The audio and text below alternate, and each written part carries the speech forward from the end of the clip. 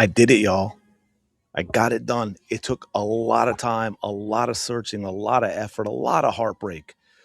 But I found Caitlin Clark's new head coach. No, it is not Stephanie White. Welcome back. Thank you for being here. Appreciate all of your support. Hope you're having a fantastic day. Shout out to the 19, which of course is all of you. And a real quick extra thank you.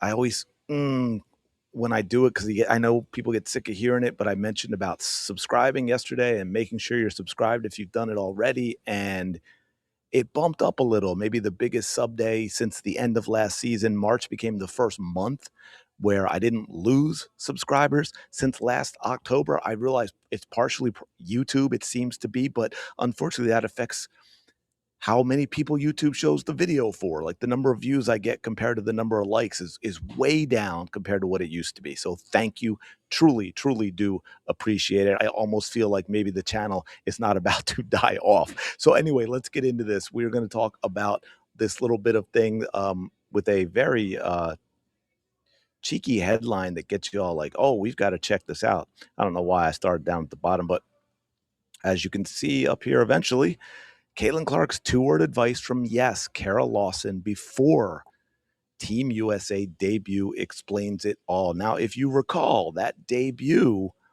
was after 8 months of no competitive basketball, was everything and more that a Caitlin Clark fan could expect.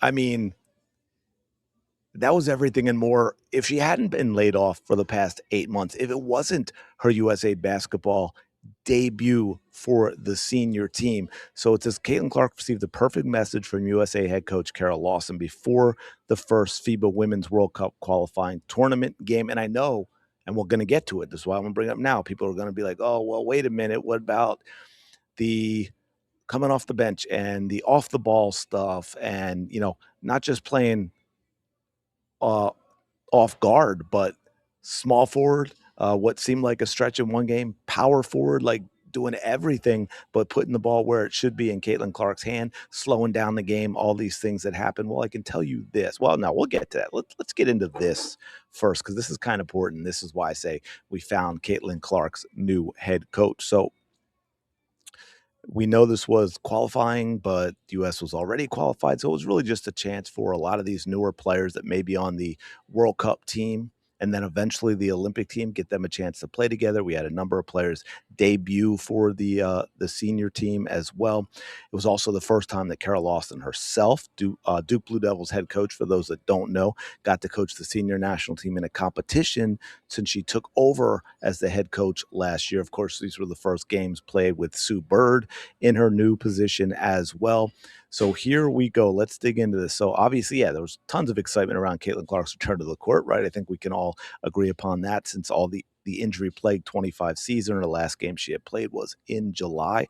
Comes out, and forget about the competition thing, right? It was all about seeing if Caitlin Clark could play like Caitlin Clark. Was she truly, truly healthy? Was she ready to step on a basketball court and contribute and make a difference? Because that's what everyone wanted to know going into this WNBA season. And of course, she did. Very first game, 17 points, 12 assists in 19 minutes, 4 of 5 from the field. Think about that for a second. 17 points on only 5 shots. That is insane levels of efficiency. So here we go. This was from some behind the scenes stuff USA Basketball did going into that first game. That's kind of what Kara told me to talk to me about. Be you, Clark said of what Lawson told her before that first FIBA World Cup qualifying tournament game against Senegal. She then added, play fast. I'm in love already. I was in love after BU, but then you add play fast and you add play up tempo. That's what I want to see. BU, play fast, play up tempo. That's what I want to see. This is the perfect sentence. You could not construct a better sentence from someone you would want as Caitlin Clark's head coach. And then Caitlin went on to say, but also my playmaking ability is what I can bring to this team and setting everybody up to get the team flowing and finding people in transition. Now, what's wild is I don't know if we have her talking here or not, or if this is all just game footage. I didn't actually look at that. I was just going to read the tweet. So let's check.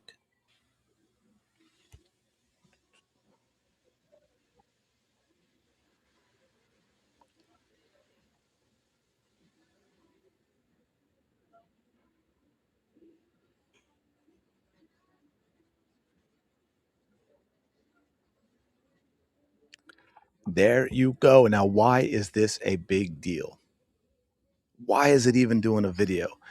Because for those of you that follow Caitlin Clark for a while, you paying attention to this channel, you get how, or I say I get how frustrated all of you must be, because I am as well, with the fact that we just can't seem to find anyone who supports Caitlin Clark being Caitlin Clark and wants to use what she does well and wants her to shine to the best of her ability to grow the game and also to have success as a team with the Indiana Fever, right? She has not had a coach who said, be you. And I know she hasn't had a ton since, but we haven't been able to find any, which is disturbing going into her third year in the WNBA, who had that mentality and that philosophy. It was Lisa Bluder, right? Lisa Bluder is who allowed, now that's no takeaway from Caitlin Clark, obviously, but it was Lisa Bluder as a coach that allowed Caitlin Clark to be Caitlin Clark. I guarantee you, Caitlin Clark would not have had the same career at UConn with Gino Ariema, would not have had the same career down in South Carolina with Dawn Staley. That is just simply a fact. With the way, with the philosophy of those two and what they would want, Caitlin Clark would not have been Caitlin Clark.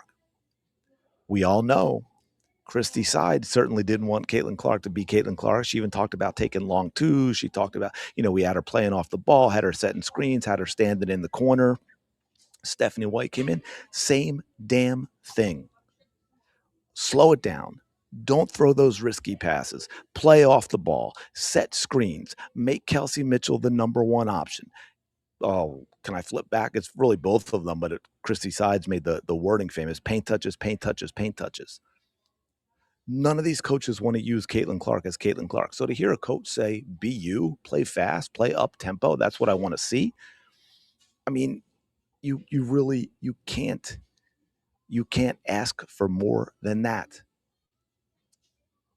You cannot ask for more than that. Absolutely wild that this is that big of a deal for that reason. And if we go here, yeah, now I've got the right one up. Going to that first game, that's kind of what Kara talked to me about, is just like, be you. Play fast, play up tempo, that's what I want to see, but also like my playmaking ability is what I can bring to this team and setting everybody up and get the team flowing and finding people in transition. Dan, this makes me feel like the conspiracy people were right when they said SW inserted herself into the game to plan and slowed down. Yeah, don't forget, they did that. First of all, I'm not going to give Kara, at least initially, any heat for not starting her that first game and for the way she did rotations. I know it seems terrible. It seems like players can't get into a flow and all that. But initially, now by game 3, 4, 5, you could switch it up. But those first couple, I get it. It's all about, these games were all about evaluating talent and to figure out what the World Cup roster was going to look like, right? That's why that's what these games were used for. They weren't used for going and getting wins. They were used for, let's see what we have. Let's see what combinations work. That's why everyone was playing. So I get that initially, but don't forget, she wasn't even there for all of it, right? The coaches were kind of taking turns in what they were implementing and everything. So this is 100% true. Stephanie White got involved, and that's why you saw the off the ball and the small forward and the power forward and all that crap. Well, she still made her come off the bench. Yeah, I just covered that though, and that wasn't all her all the time. Hey, Steph White, take a hint and start taking notes. New rule, WNBA draft, but coaches. The Indiana Fever select Kara Lawson. Yeah, so anyway, I just thought it was wild, and I just thought it was interesting when we look at what Caitlin Clark did that first game, and then to hear what Kara Lawson had told her is absolutely kind of wild. 17 points, 12 assists in only 19 minutes. 12 assists were second most ever recorded in a women's World Cup qualifying game. Let me see, I have that right. Yeah, I have that right. So yeah, so that's absolutely wild, and some of the biggest things too, and watching her play, especially after months, was how quickly Caitlin Clark processes everything and makes decisions real quick. They talk about this. There's been a lot of evaluation of this in soccer because it's so important. You ever try playing a sport like that Going to that first with game, your that's kind of feet? what Kara Whoops. talked to me about. Is just like be you. Play fast, play up tempo. That's what I want to see. But also, like my playmaking ability is what I can bring to this team and setting everybody up and get the team flowing. And Can do. Wow, sorry about that. I might have to edit that out. Um, where was I? Yeah, I'm still not used to these ear things having when I press them and it hits it randomly plays whatever video is around. So anyway, by the way, 12 assists in 19 minutes is like assists every 95 seconds. Think about that for one player, right? Absolutely wild. Her vision, the way she processes things. Oh, I was going to mention that with soccer, that they talk about what separates the truly great from just the good pros isn't their skill set. It's how fast they process the information, right? Because soccer, you've got 22 players all moving all the time with a ball, and you can't use your hands. Anyone tried that? That's kind of difficult. So, you got with Caitlin Clark on the floor. We talk about the spacing. I've said that before with her range and everything. How much it opens up the floor for everyone. The defenses have to stretch higher. They have to stretch wider. It opens up space in the middle. They have to worry about how they run their offense because don't want to get too many players caught really in the front court, because if they get a rebound and it goes to Caitlin right away, it's a bucket the other direction. So it just completely, when you let Caitlin be Caitlin, it completely changes everything your team can do, and also every single thing that the other team has to do. They have to change everything, and that is what you want. Let me know your thoughts in the comments below. Appreciate you checking this out as always. Smash the like button, subscribe to the channel. Go have the day you deserve. I will talk to you later.